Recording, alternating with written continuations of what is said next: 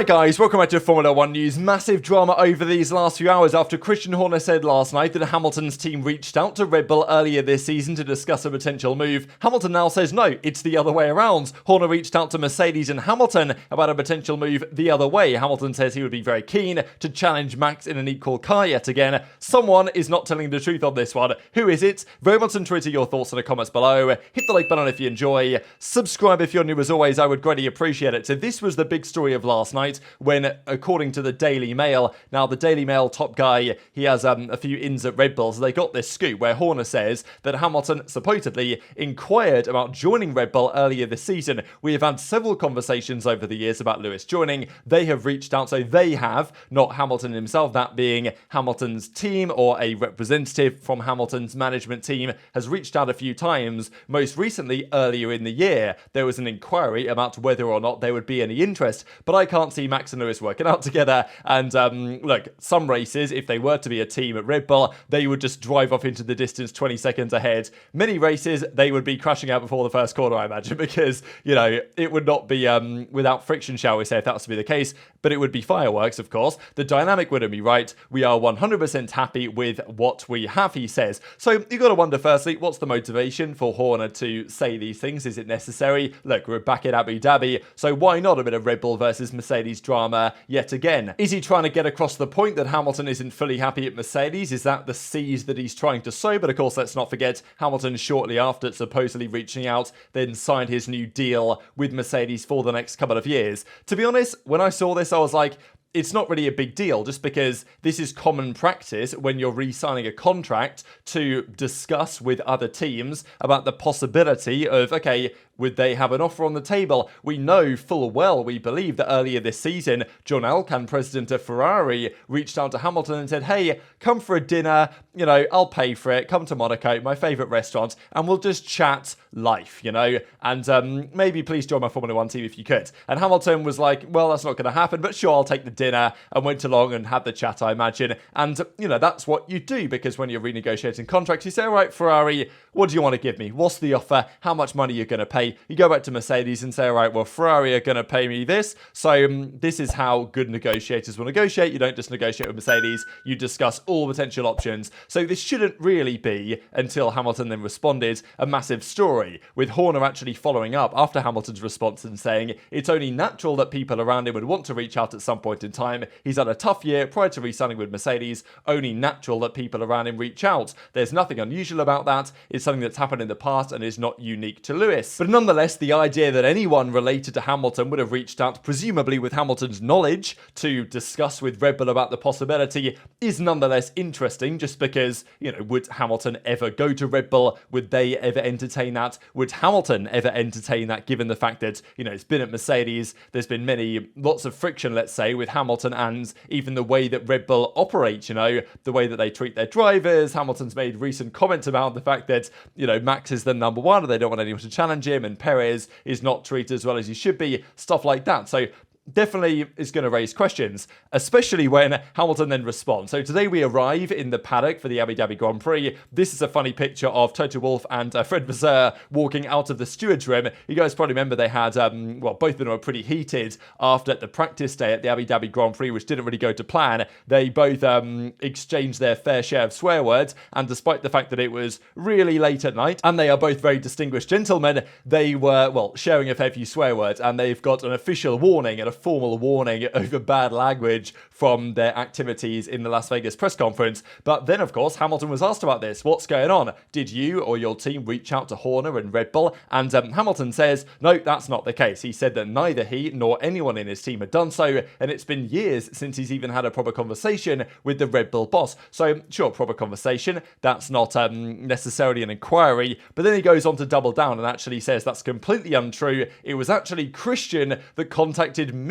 at the beginning of the year. So completely flipping the script on its head. The full discussion is as follows, and I'll share the clip of this in a second. If you really think about it, there are lots of people here that like to drop my name in conversations. Maybe, mentioning Mr. Christian Horner, because they know it will make waves, and if you're a little bit lonely and you're not getting much attention, that's the perfect thing to do. Just mention my name, he says. Going on to say, I picked up my old phone, which I found at home. It has my old number. So also saying that he doesn't doesn't have, or Horner doesn't have his new number, and he definitely didn't make any intention to make it known that Horner would know that he'd changed to a new phone or a new number or whatever, right? So I picked up my old phone, here's my old number, I switched it on, hundreds of messages came through. One was from Christian to get together and have a catch-up at the end of the season. So how about that? Going on to say that, yeah, Christian had reached out to him earlier in the year, had, checked his old phone, didn't see it until much later, sorry, and then he responded, sorry, I don't use this phone anymore. I congratulated him on the amazing job he's done. Hope that I'm able to compete with you guys soon. That's all it was about. So I don't really understand what he's talking about. So yeah, I'll just share a couple of seconds of this. I mean, it's completely untrue. I mean, I've not spoken to Christian for a long time. And as far as I'm aware, no one in my team has spoken to them. However, they reached out to me, or he reached out to me earlier on in the year. On my old phone, and I didn't see it till much later in the year, and I just said sorry, I don't use this phone anymore, but I congratulated him on the amazing job he's done, and I just said I hope that I'm able to compete with you guys soon. That's all it was, so I really don't understand what he's talking about. So a pretty wild set of events, really, where we have Horner saying that Hamilton's team reached out to him, and then we've got Hamilton saying that actually, no, it was the other way around. No one I know spoke to Horner, it was he that was reaching out to me, which again, if Horner is trying to sow the seeds of, Hamilton's doubting Mercedes' progress, he actually wants to join our team, but we won't let him type thing, then Hamilton's firing back the other way and saying, no, Horner actually was interested in my services and at least wanted a conversation about that possibility. Now, who knows what, that conversation at the end of the season that Horner supposedly proposed would have been about. But again, in the same way that Hamilton's team would be wise to maintain conversations with other teams when negotiating contracts, Horner, as a good team principal, would be wise to try and maintain relationships with other drivers as and when crazy circumstances might occur. Let's say Max just hates it and decides he's going to retire, then, maybe a good relationship with Hamilton could be somewhat valuable in that circumstance. Now, realistically, would Horner ever have considered putting Max and Lewis together? Probably not. But of course, Hamilton was then asked the question, would you be interested? Because that's the other implication of Hamilton's team supposedly reaching out to Red Bull is that, well, does Hamilton want to challenge Max? Does he say, you know what, Mercedes, we've done a great job the last several years. We don't really fully understand the ground effect era yet. If you can get me in the Red Bull, I'll do it. I'll go into the Lion's Den. I'll challenge Max. And Hamilton comments on this and says, yeah, I'd be more than happy to race against Max in the same car. That would be wonderful. I just don't think he wants me to be his teammate, which, I think this is true. In the same way, let's be honest, as if you asked Hamilton, would he want his teammate to be Max at Mercedes?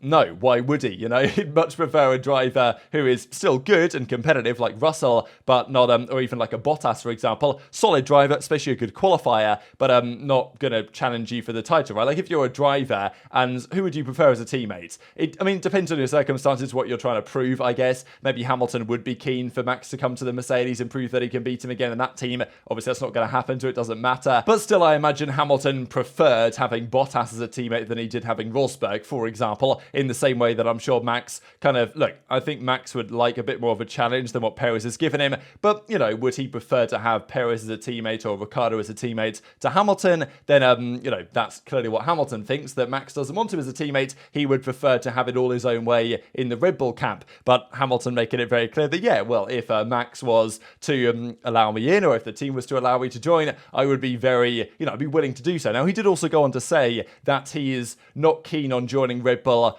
in the first place, just because of how the organisation is structured, but also on his own commitment to Mercedes, saying that he doesn't want to just jump ship from Mercedes and go and join a team with a great car. He's much preferring the process of getting back to the top. Now, of course, that's something you might say after re-signing a new deal with Mercedes for the next couple of years, but nonetheless, Hamilton's like, look, I'd prefer to stay here and work our way back to the top rather than just, go jump ship from a great team that we've done great things together and go and join a Red Bull team that, let's be honest, would they really bring Hamilton in anyway? I don't know, but it's created a lot of controversy, especially when Hamilton even then further doubles down and says, I don't really know where that story's come from. Haven't spoken to Christian properly in years. I think he's just stirring things. Even Verstappen was asked to comment on this and basically said, there's no point me commenting on it because it's not going to happen, is it? So I'm giving no thoughts to the press on this one to try and get a clickbait title for their articles or their videos, as it were. Now, the plot thickens even further when we get this via BBC Sport. As per a Red Bull spokesperson, Hamilton's father was the one who had made contact with Christian Horner. So Horner said that it was back in around Monaco, right? He said here, yeah, around about Monaco, that's when they supposedly, Hamilton's representatives supposedly reached out to him. And Hamilton says, look, I know nothing of that. That's what he said. Hamilton didn't say that nobody reached out, absolutely 100% guaranteed, to Red Bull. But he said that as far as Hamilton knows, and maybe you can argue who is telling the truth here and who's lying, but Hamilton said, yeah, as far as I know, nobody on my team reached out. So, would Hamilton be aware if his father had opened a conversation door there? I don't know, but that's what Red Bull say. So, just another element here to the story where we've got Christian Horner saying that no, it was Hamilton that reached out to them, maybe via Hamilton's father that maybe Hamilton didn't know about.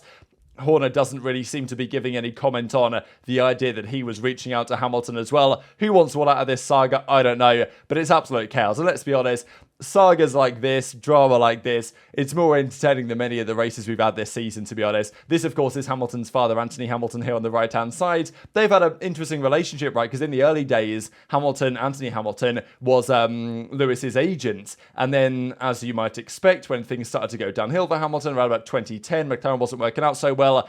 That then relationship broke down quite considerably. I believe they, had a couple of years where they didn't really communicate much, didn't really speak much. And then thankfully now they're back on great terms. So still, does Anthony Hamilton want to do a little bit of his work as a management team even now? Maybe. But it seems clear enough to me that both of these stories can't be fully true, there's missing evidence or missing pieces on both sides of this. I wouldn't exactly say that anyone's lying. I think that on both sides of the argument, from what Horner says, what Hamilton says, there seems to be, at least it would make sense if those things occurred, as we've just discussed. But there might be some degree of lying by omission here, where there's certain things that are not being said by either side, which are trying to paint a picture and a narrative in the way that both sides would like. But as I say, we're in Abu Dhabi, why not a bit of drama between Mercedes and Red Bull, especially between Hamilton and Horner? And going into the off-season, which is about to follow, let's be honest, this is the last race weekend of the season. This is the type of stuff that keeps the Formula One calendar ticking over. So just before we close out the video, there is actually a race on this weekend. It's not just about the drama between Horner and Hamilton. There's interesting rear wing configurations here. Mercedes are going for more of a kind of medium downforce version. I think a couple of teams, including Red Bull, are going more higher downforce, so they're going to pile it on a little bit more. That's what Red Bull prefer to do because it might affect them a little bit in qualifying potentially, but then again, you put higher downforce on, that means you get better DRS effect in qualifying. This was one of the rumours a while ago that basically Formula One were going to turn off DRS in quali, which could potentially affect Red Bull more than their competitors because their DRS effect is so good. It was a debate that was going around. Nothing has really come of that as of yet. But that seems to be Red Bull's preference, to go slightly higher downforce on the rear wing levels at least, maintain the tyres better, maybe suffer a little bit in qualifying, but DRS will nullify that effect to some degree, and then benefit over the course of a race distance. Mercedes going more in the middle. I think Ferrari have been spotted so far with the lower downforce version because Abu Dhabi is kind of like, I would say it's medium downforce really, maybe low medium, depending on what teams would run. There's a couple of big straights and areas where straight line speed is definitely beneficial, but there's quite a few corners where I'd say medium downforce is about right, but some teams, depending on what works with their car, the Ferrari works well at the lower downforce levels. So if they can try and do that, they will try, and that might be what they're going to do this weekend. The Red Bull works well at any downforce level, doesn't seem to matter, so that's one thing to have a look for this weekend. Also, just before we close out on Sargent, who has commented on whether he's done enough to maintain his spot. It was a big debate a while ago when, a lot of contracts hadn't yet been extended. Would Sargent stay? And as we've talked about, he did come P20 in qualifying, like 5 races in a row, just before Vegas. He had obviously a great qualifying in Vegas, and that was really cool to see.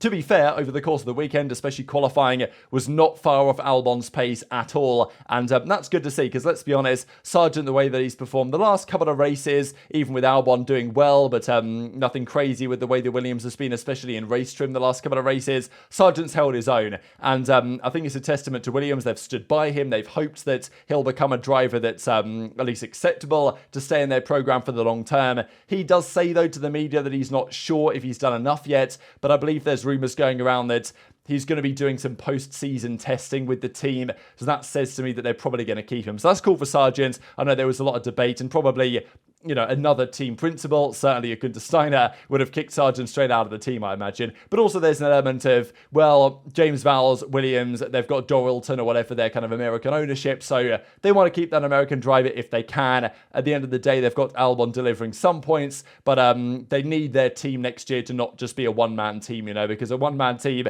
it's always going to be challenging to fight for decent championship positions when this is their problem. But then again, Williams have done well this year, you know. They're, I think, holding on to 7th, aren't they, in the constructors? Possible that AlphaTauri could try and come through and overtake them, but they weren't so good in Vegas, so I'm sure that there's confidence among Williams that they can hold on to that, and that would probably be enough, I would imagine, especially with a solid weekend in Vegas, and no crashes, for example, like Latifi delivered here. Oh, sorry, I meant to say Abu Dhabi, but you know what I mean? A solid weekend in Abu Dhabi, such as, well, unlike Latifi, for example, delivered, would probably be enough to get Sargent over the line. But as we understand, there's no official contract signed as yet, unlike there was with Hamilton signing with Mercedes a while after, we believe. Maybe there were some conversations. Very much interested in your thoughts on all this stuff in the comment section below. Hit the like button if you enjoyed. Subscribe if you're new. Take care, and I'll see you next time.